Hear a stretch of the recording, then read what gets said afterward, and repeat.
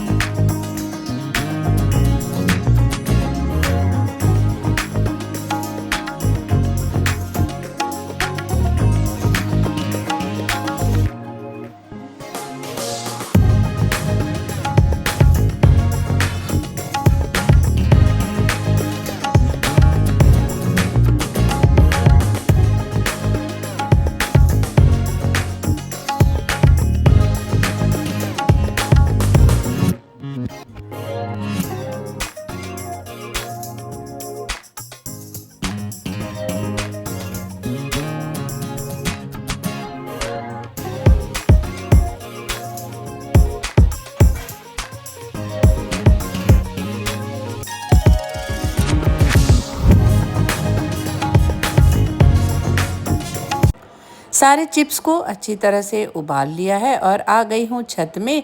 पहले एक पॉलीथीन खोज रही थी, लेकिन वो नहीं मिला। कई बार हो जाता है समय पे कुछ चीज़ें नहीं दिखाई देती, तो एक पुरानी चादर थी, उसे मैंने एक चटाई पर बिछा लिया है। सुबह ही छत को बहुत अच्छी तरह से धोकर रख दिया था, जिससे कि जो भी डस्ट है छत की वो ना रहे। और बस चारों कोनों में ईंटें रख दे रही हूँ, जिससे कि हवा आने पर भी ये सब उड़े नहीं। तो बस सेट कर दूंगी और जितने भी मैंने चिप्स लाए हैं इसे अच्छी तरह फैलाना है। तो बिल्कुल एक एक चिप्स अलग अलग करना है। ये थोड़ा सा मेहनत का काम हो जाता है, लेकिन हाँ, चिप्स बनने के बाद लगते भी तो बहुत टेस्टी हैं। तो इस तरह से मैं एक एक चिप्स को बिल्कुल अच्छी तरह से फैला दूंगी। करीबन 1 दिन में सूख ही जाएंगे, क्योंकि अच्छी खासी तेज़ धूप आ गई है। दिन भर इसे धूप में रखूँगी और थोड़ा सा एक राउंड पलट के भी रख दूंगी, तो दूसरे दिन तक बहुत अच्छी तरह सूख ही जाएंगे। तो इस तरह से बन गए हैं मेरे चिप्स, और इसे सूखने के बाद तल के भी दिखाऊंगी कितने सुंदर वाइट और बढ़िया से बनते हैं चिप्स। साथ ही बनाने वाली हूँ कुछ उबले आलू से बने हुए फलाहारी पापड़। तो करीबन 6-7 आलू मैंने बड़े साइज़ के उबाल लिए थे और अब इसे छील लूँगी अच्छी तरह और इसे मैश करके इसमें कुछ सिंपल से फलाहारी मसाले डालूँगी। साथ ही ये प्रोसेस मेरा दोपहर के समय का है। सभी का खाना हो गया था, उसके बाद दोपहर में सब आराम कर रहे थे, उस समय मैंने अपना ये काम शुरू किया है और अब इसमें बनेंगे आलू के पापड़। तो चलिए बताती हूँ क्या क्या डालती हूँ। पहले आलू को अच्छी तरह उबाल लिया और एक किसनी से कीस लिया। इसे कीसने से बिल्कुल सॉफ्ट हो जाता है, आलू बीच बीच में नहीं आते। साथ ही डाल रही हूँ लाल मिर्च का पाउडर, आप चाहे तो काली मिर्च का पाउडर भी डाल सकते हैं। तो ये फलाहारी लाल मिर्च का पाउडर है, जो बिल्कुल साफ़ सफाई से मैं रखे रहती हूँ। साथ ही डाल रही हूँ इसमें जीरा पाउडर और डालने वाली हूँ सेंधा नमक। थोड़ा सा सहगा जीरा भी आप डाल सकते हैं। तो इस तरह इन तीनों चीज़ों को मैं बहुत अच्छी तरह से मिक्स कर दूंगी इन आलू में। कई बार मैं इसमें साबूदाना भी डालती हूँ फुलाकर, लेकिन आज नहीं डाल पाई हूँ, तो बस आलू से ही बना रही हूँ। इसे बहुत अच्छी तरह से सारे मसालों के साथ मिला देना है, जिससे कि बिल्कुल अच्छे से एक सार हो जाए।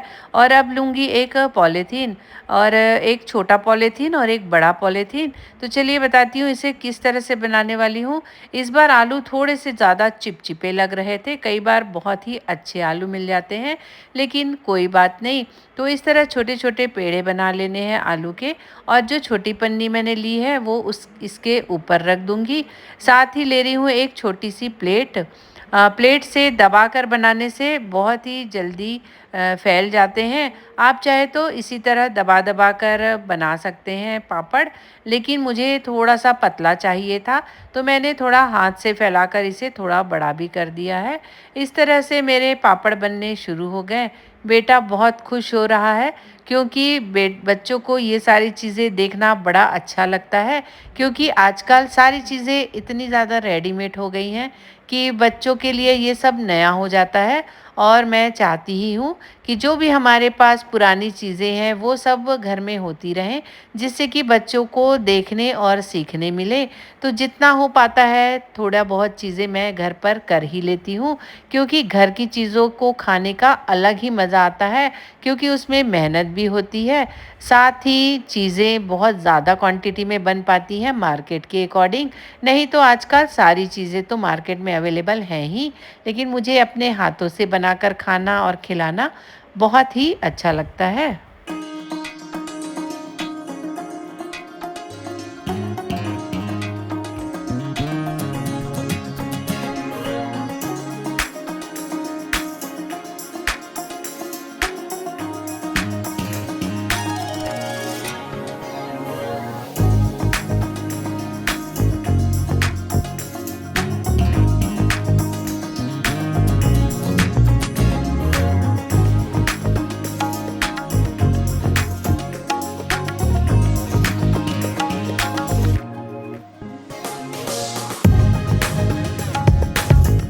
इस तरह से मेरे सारे आलू के पापड़ बन गए हैं।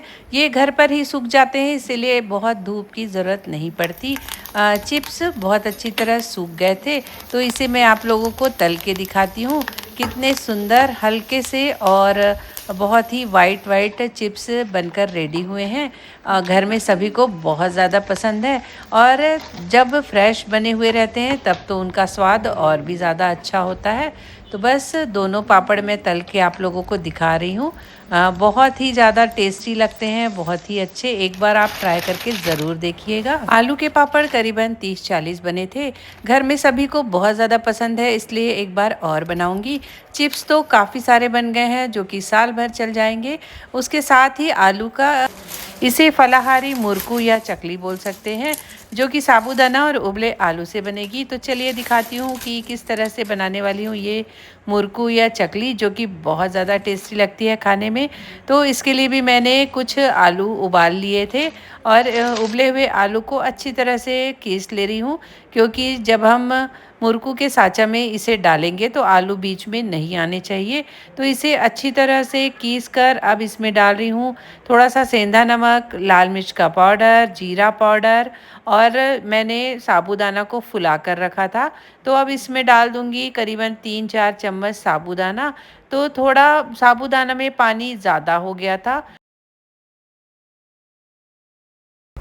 तो मैंने थोड़ा ही साबूदाना इसमें मिलाया है। बस आप थोड़ा पानी का ध्यान रखिएगा, अच्छी तरह फूल जाए साबूदाना, तभी इसमें डालें तो अच्छी तरह मिक्स भी होगा, और ये बैटर जो है ज़्यादा गीला भी नहीं होगा। साबूदाना बहुत ज़्यादा गीला था, इस वजह से मुरकू बनाने में मुझे थोड़ी सी प्रॉब्लम भी आ रही थी। तो आप थोड़ा कम पानी डालिएगा जब साबूदाना भिगाएंगे। इस तरह से सारी चीज़ों को मैंने अच्छी तरह मिला लिया है, और जो चकली बनाने का मेरे पास साँचा है उसमें अच्छी तरह से तेल लगा लिया, थोड़ा सा हाथ में भी तेल लगा लिया, जिससे कि ये चिपके नहीं। और अब इस साँचे में रखकर एक पॉलीथीन शीट ली है मैंने, और उसी में बनाऊंगी ये चकली। इसे भी बहुत ज़्यादा धूप की ज़रूरत नहीं पड़ती, घर पे ही सूख जाती है। तो बढ़िया ठंडे ठंडे में ही मैंने इसे बनाया है। बैटर थोड़ा गीला होने की वजह से ज़्यादा अच्छा शेप नहीं आ पाया है, लेकिन तल कर खाएंगे तो बहुत ही ज़्यादा टेस्टी लगेगी। साथ ही मैंने आप लोगों को बताया था कि मैंने और पतिदेव ने रूटीन चेकअप के तौर पर अपना ब्लड टेस्ट कराया था। जो कि साल में एक बार कराना बहुत ज़रूरी है सभी के लिए।